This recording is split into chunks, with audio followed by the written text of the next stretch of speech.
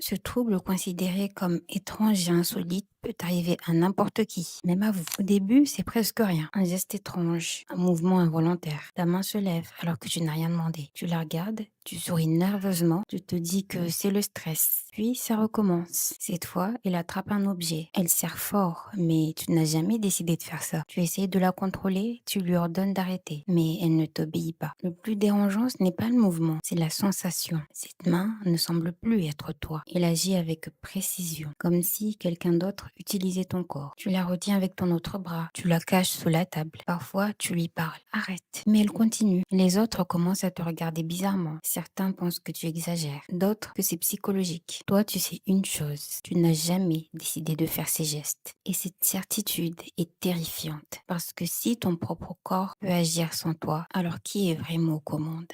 Ce que tu as s'appelle le syndrome de l'aliénation du membre. À l'hôpital, les examens montrent une atteinte au cerveau, une lésion précise, invisible à l'œil nu, mais très réelle. Le cerveau fonctionne en deux étapes. Une zone lance le mouvement, une autre zone donne la sensation. Dans ce trouble, ces zones ne communiquent plus correctement. Le mouvement existe, mais le sentiment de contrôle disparaît. Résultat, le corps agit seul. Ce trouble existe vraiment, quoique extrêmement rare. Environ quelques centaines de cas documentés dans le monde, et la plupart des patients restent totalement conscients et rationnels.